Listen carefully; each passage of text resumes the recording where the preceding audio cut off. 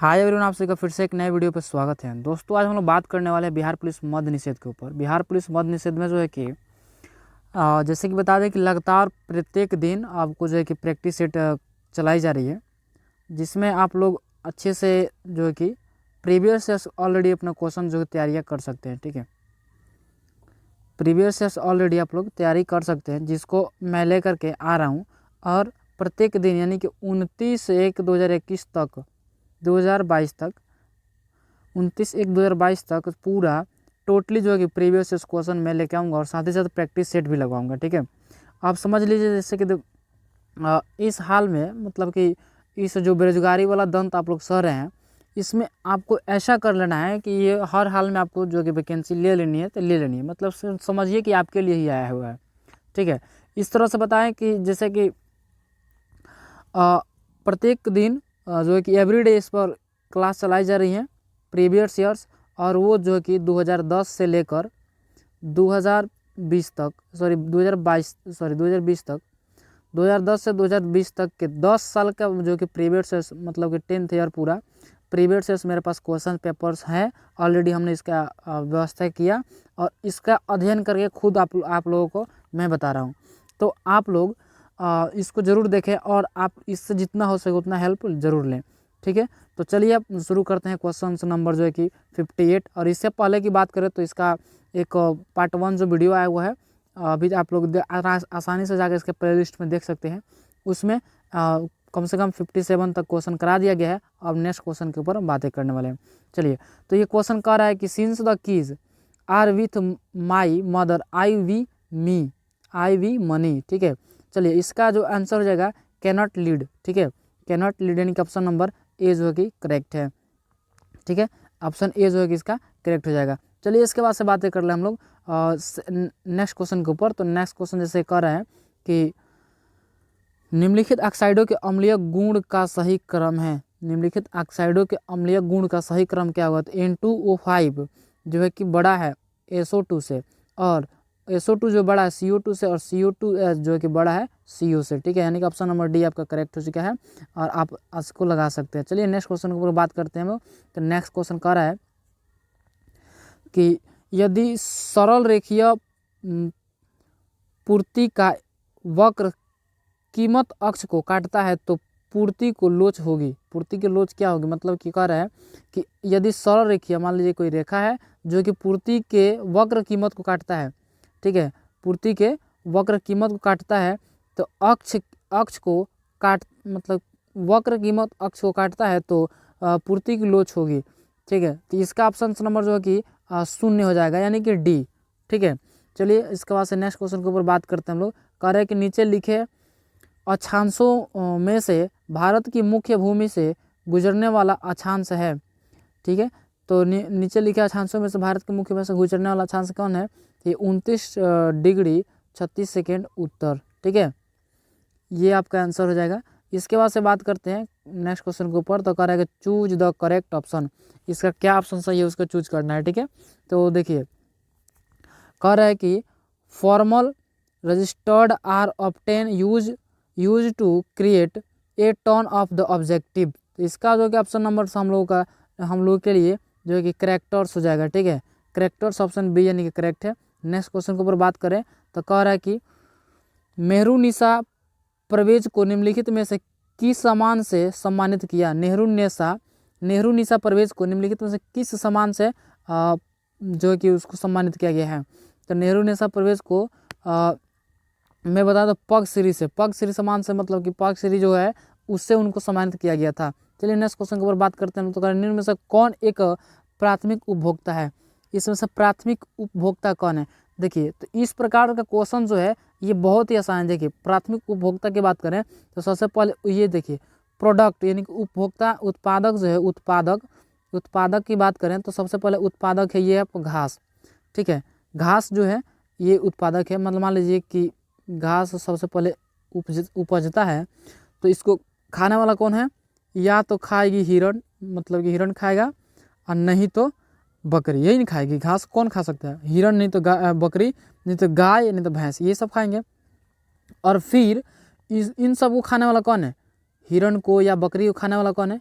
या तो शेर खाएगा, बाघ खाएगा, यही सब ना। तो चलिए फिर इसको खाने वाला कौन है? इसको खाने वाला कोई नहीं है, ये इनकी तृतीय उपभोक्ता आ गया। और ये जो है ये जो है प्रथम उपभोक्ता में आते हैं, ठीक है। प्राथमिक उपभोक्ता ये होते हैं, मतलब कि जब प्रोडक्ट आपका तैयार होगा तो सबसे पहले खाने वाला हिरण है, हिरण को खाने वाला शेर है, तो प्रथम उपभोक्ता हिरण हुआ, ठीक है। चलिए नेक्स्ट ऊपर बात करते हैं हम लोग। तो नेक्स्ट क्वेश्चन करें कि निम्न में से कौन सी रचना विष्णु प्रभाकर जी का नहीं है? इनमें से कौन ऐसा रचना है जो विष्णु प्रभाकर जी का नहीं है? तो ये जो हो जाएगा कि बादलों का पार, बादलों का पार जो रेखा है, मतलब कि ये रचना विष्णु प्रभाकर जी का नहीं है। चलिए नेक्स्ट क्वेश्चन के ऊपर बात करें हम लोग।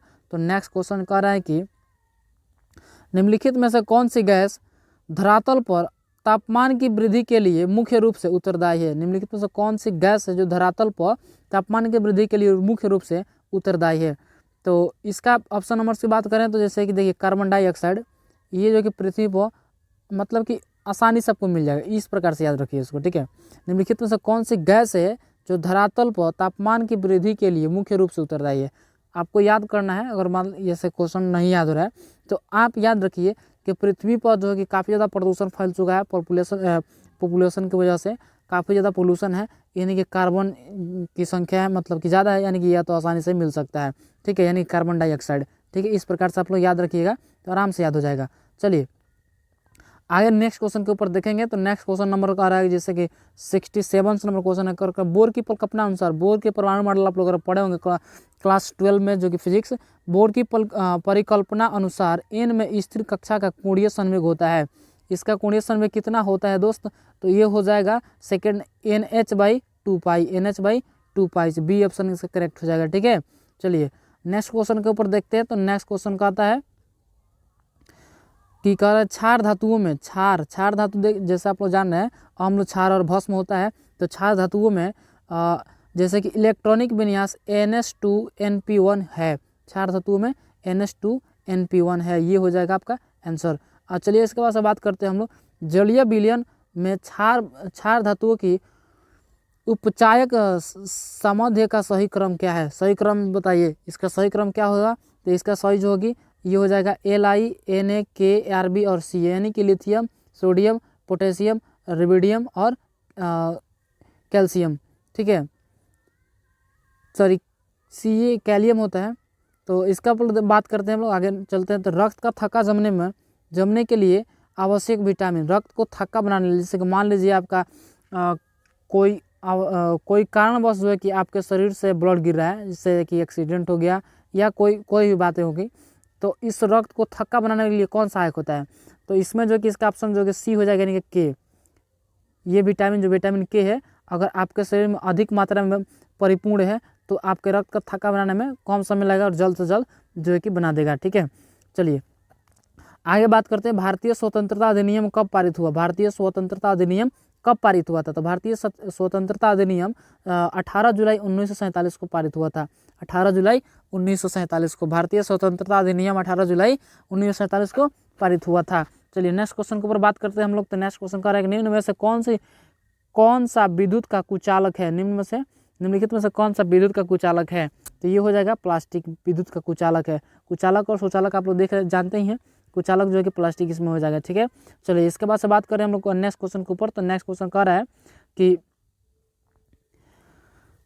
केंद्रीय प्रवृत्ति का सर्वाधिक लोकप्रिय एवं सर्वाधिक प्रयुक्त माप है। केंद्रीय प्रवृत्ति का सर्वाधिक लोकप्रिय एवं सर्वाधिक प्रयुक्त माप है, क्या हो जाएगा इसका? तो क्वेश्चन नंबर जैसे कि बात करें तो हम लोग ये माध्य हो जाएगा, माध्यमाधिकार बहुलक, इसे पढ़े होंगे आप लोग।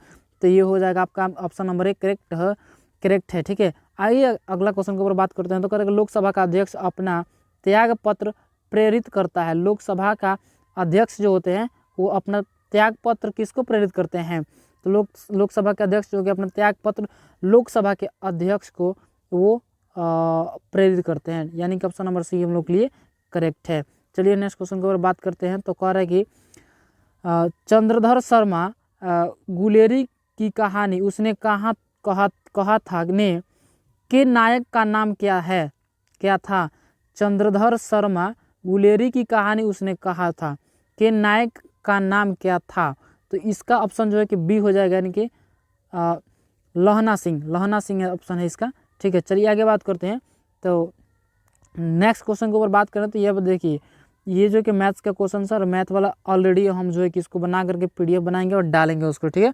चलिए, हालांकि इसको बोर्ड पर सॉल्व किया जाएगा, ठीक है। इसके बाद से नेक्स्ट क्वेश्चन के ऊपर बात करते हैं। तो नेक्स्ट क्वेश्चन कह रहा है कि निम्नलिखित में अनेकार्थ शब्द क्या है। अनेकार्थ शब्द, जैसे कि देखिए हिंदी व्याकरण से ये क्वेश्चन है, निम्नलिखित में अनेकार्थ शब्द क्या है, तो ये हो जाएगा निशा, ठीक है। निशा आपका आंसर करेक्ट है, यानी कि ऑप्शन नंबर बी। चलिए नेक्स्ट क्वेश्चन की ओर बात करते हैं। तो नेक्स्ट क्वेश्चन जो है ये कह रहा है कि भारी जल का अणुभार है। भारी जल का अणुभार, भारी जल का अणुभार कितना होता है, भारी जल है उसका अणुभार कितना होगा दोस्तों, तो भारी जल का अणुभार 20 होता है, ठीक है। ये ऑप्शन नंबर ये आपका करेक्ट है। चलिए नेक्स्ट क्वेश्चन पर बात करते हैं। तो कह रहा है क्वेश्चन नंबर 79 कि राज्य चुनाव आयुक्त को हटाया जा सकता है। राज्य चुनाव आयुक्त को हटाया जा सकता है, ये किसके द्वारा, तो उच्च न्यायालय के न्यायाधीश को हटाने की प्रक्रिया के समान, ठीक है। उच्च न्याय के न्यायाधीश को हटाने की प्रक्रिया के समान उसको जो है कि हटाया जा सकता है। चलिए इसके बाद से बात करते हैं हम लोग क्वेश्चन नंबर 80 के ऊपर। तो ये क्वेश्चन है कोशिकीय सिद्धांत की अवधारणा प्रस्तुत करने वाले वैज्ञानिक है। कोशिकीय सिद्धांत की अवधारणा प्रस्तुत करने वाले वैज्ञानिक कौन है, तो ये जगह स्लाइडेन और श्वान। चलिए नेक्स्ट क्वेश्चन की ओर बात करते हैं। तो नेक्स्ट क्वेश्चन कह रहा है कि संक्षेपण बहुलक का उदाहरण है। संक्षेपण बहुलक का क्या उदाहरण है, संक्षेपण बहुलक का उदाहरण जो कि टेरिलिन हो जाएगा, टेरिलिन। संक्षेपण बहुलक का उदाहरण टेरिलिन हो जाएगा। नेक्स्ट क्वेश्चन पर बात करें तो नेक्स्ट क्वेश्चन कह रहा है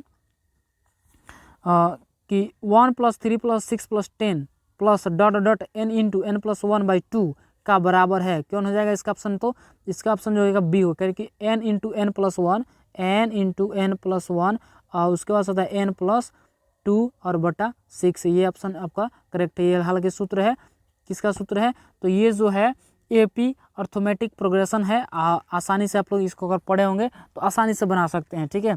चलिए इसके बाद से बात करते हैं हम लोग क्वेश्चन नंबर 83 के ऊपर। तो कह रहा है कि यूरोप के किस प्रथम वैज्ञानिक ने खोज की कि पृथ्वी सूर्य की चक्कर लगाती है। यूरोप जो देश है उसके किस प्रथम वैज्ञानिक ने खोज की कि पृथ्वी सूर्य के चक्कर लगाती है। जो पृथ्वी जो है वो सूर्य के चक्कर लगाती है, किसने खोज की। तो चलिए इसका ऑप्शन नंबर बात करें तो कोपरनिकस जो है वैज्ञानिक है, इनका नाम है कोपरनिकस। उन्होंने खोज की थी प्रथम बार कि जो कि पृथ्वी जो है, पृथ्वी वो सूर्य का चक्कर लगाती है। यानी से मान लीजिए सूर्य है तो पृथ्वी उसका चक्कर लगाती रहती है, ठीक है। तो इसको याद रखिएगा आप लोग।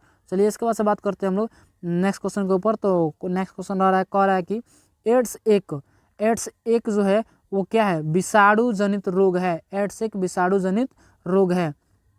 चलिए नेक्स्ट क्वेश्चन के ऊपर बात करें तो नेक्स्ट क्वेश्चन कह रहा है कि दक्षिणी गोलार्ध में व्यापारिक पवनों की बहने की दिशा है, ठीक है। दक्षिणी गोलार्ध में व्यापारिक पवनों की बहने की दिशा क्या है, तो ये हो जाएगा उत्तर पश्चिम से दक्षिण पूर्व, यानी कि ये दिशा हो गया तो उत्तर पश्चिम से दक्षिण पूर्व, ठीक है। दक्षिण पूर्व, उत्तर पश्चिम से दक्षिण पूर्व हो जाएगा, ठीक है।